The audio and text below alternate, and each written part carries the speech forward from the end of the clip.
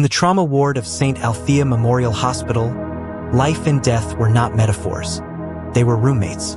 One lived in the heartbeat monitor, the other in the stillness after. Most people only saw the sterile lights, the coded doors, the sounds of rushed footsteps. But for Amara Bennett, this was her sanctuary. 15 years on the trauma floor. 17 if you counted her internship. And not once had she lost a patient under her direct care. She wasn't just respected. She was revered. Doctors often said she could sense when a life was slipping away before the machines caught it. Families asked for her by name. Her presence in the room was said to ease pain even before the morphine did. Some called it instinct. Others called it divine.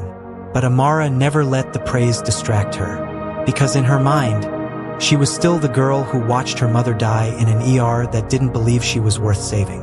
That memory was her motor, her reason, and every time a gurney rolled through those automatic doors, Amara saw more than a patient. She saw someone's world on the edge of collapse. It was 2 in the morning when the call came in. A single car crash. No identification. Female, late 20s.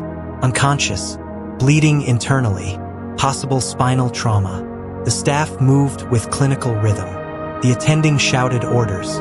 Someone yelled for Amara. She walked in like always, composed, alert. But as she drew closer to the blood-soaked figure, something inside her stopped. The nose, the brow, that chipped front tooth. No, couldn't be. She leaned closer. Jasmine. The world didn't spin. Collapsed. Her baby sister, 27. Artist. Nomad. The girl who danced barefoot in the rain and argued that love was more important than rent. Was dying. And Amara wasn't ready. She tried to remain professional. She really did. But the cracks were showing. She wasn't just the nurse now. She was family. She barked at residents for fumbling. Stared down the attending when he hesitated. She requested every test twice. Every bag of plasma was triple-checked. But still, Jasmine's pressure kept dropping. Her abdomen's filling. We need to open her up. They prepped for emergency surgery. But as they wheeled Jasmine out, Amara caught a figure in the hall. A man in scrubs. Watching. Smiling. She blinked. He was gone. 37 minutes later, Jasmine was dead. COD, massive internal hemorrhaging. Blunt force trauma. A ruptured spleen. Too late to save. But Amara didn't cry. Not then. She just stood in the hallway and felt everything she ever believed begin to fracture. The report was clean, sterile, like someone had scrubbed the truth out of it. Jasmine's purse was missing. No toxicology screen ordered. No name listed under attending surgeon. And no one remembered the man Amara saw in the hallway. When she asked about the surgery team, she was told it was handled by rotational or staff. When she asked who signed off on the chart, the name was illegible. She asked again, then again. Her supervisor pulled her aside. You need to grieve. Step back. This isn't healthy. But grief wasn't the problem. The problem was the lie. 9 years passed. Amara transferred to pediatrics, quit the night shift, stopped answering calls from reporters. Her once legendary status faded into whispers, but she didn't care. She volunteered at a women's shelter, wrote grants for public health, and once a year, on the anniversary, she visited Jasmine's grave. Until that 10th year, the night the news report aired, congressional candidate Dr. Alan Varnes under federal investigation for patient trafficking and criminal malpractice during his tenure as chief surgeon. Amara froze. The screen showed him shaking hands, speaking at a podium, and smiling. The same man, same eyes, same grin. The man from the hallway. Back at home, Amara found the old box Jasmine kept in her closet. Inside was a paint-stained journal. Half doodles, half memories. Taped clippings, receipts, ticket stubs. But near the back, one page stood out. The man at the gallery said he used to be a doctor, knew things about pain, said I could trust him. I didn't. The next entry was torn out. Amara sat on the floor for hours, holding that page like it might speak, like it might save her one more time. But it only gave her one thing, a name. She returned to St. Althea's, not to work but to dig. One nurse, older now, long since retired, agreed to meet in private. "I remember your sister," she whispered. "I remember." That night, Amara leaned forward. There was a man, not on staff, but he came through the door a lot back then. Said he was with diagnostics, but none of us ever saw his badge. Name? Varnes, I think. "But when your sister died," the nurse's voice cracked, "they told us to forget it. Hospitals have basements, but old hospitals have forgotten ones." Amara snuck down at night, through corridors lined with rusted equipment and locked cabinets. Then she found it room 3D, still locked, still marked utility, but inside old charts, scans, names, files that never made it to digital, and a folder labeled, "Bennett, Jasmine Holt." She opened it with shaking hands.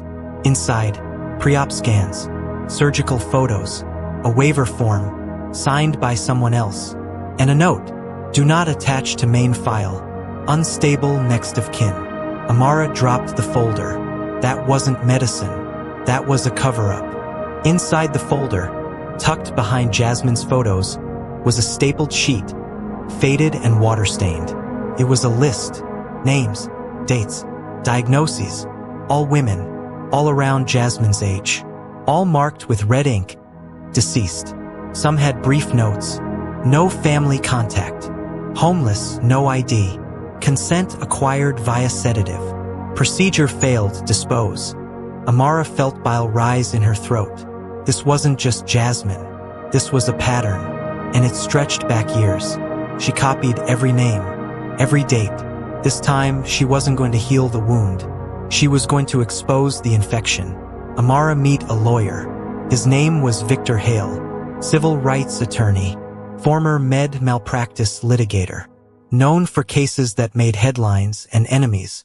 Amara waited outside his office for 5 hours before he agreed to speak to her. He didn't want to get involved. Not without hard proof. Not against someone like Dr. Alan Varnes. Then she showed him the list, and Jasmine's file, and the journal entry. Victor looked at the evidence, then at her. "You do realize, if you push this, people will come for you." Amara didn't blink. They already did. With Victor's help, Amara began locating families of the women on the list. Some were unreachable. Some had no one left. But three were still alive.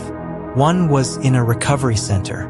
Another, an undocumented immigrant, lived under a different name. The third, a woman named Callie Brandt, once a musician, now a recluse with tremors and night terrors. Callie didn't want to talk, until Amara said Jasmine's name. Then she broke. "Jasmine was the only one who tried to help me," she whispered. "She said she'd go to the police, that she knew something wasn't right." She said. He smiled when she said no. Amara's stomach turned.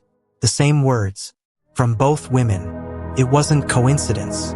It was a confession hiding in repetition. Victor filed the suit. Civil first, then criminal. Took 6 weeks to hit the news. Former surgeon and congressional hopeful sued in patient murder cover-up. Amara's name was buried in the second paragraph. But that was fine, because Dr. Alan Varnes' face, his smiling face, was now on every screen in the country. And for the first time in years, Amara slept through the night. The hospital went silent. Staff were told not to speak. Old employees were quietly dismissed. Then came the subpoenas. More victims emerged. More files were found. And finally, the arrest. Alan Varnes, handcuffed on the courthouse steps, charged with second-degree murder, conspiracy, and medical fraud. He didn't smile this time, but Amara didn't go to the trial. She visited Jasmine's grave instead. The board at St. Althea offered her old position back. She declined. Instead, she launched the Jasmine Bennett Foundation, a nonprofit for women seeking justice for medical assault and malpractice. She gave lectures, trained nurses, sat on panels, told stories that used to live only in whispers, and every month, She visited room 3D, now a memorial sealed and honored. To remember, not just Jasmine, but all of them, justice doesn't always wear a badge. Sometimes it wears scrubs. Sometimes it keeps you alive without you even knowing. And sometimes it comes far too late. Amara Bennett saved hundreds in her career, but the one life she couldn't save became the reason she saved so many more. She mattered, and now the world knows. If your calling in life was to save others, could you still carry that purpose after losing the one person you couldn't save? What would justice look like for you? Comment below. We read every story. Don't forget to subscribe to the White Coat Crimes.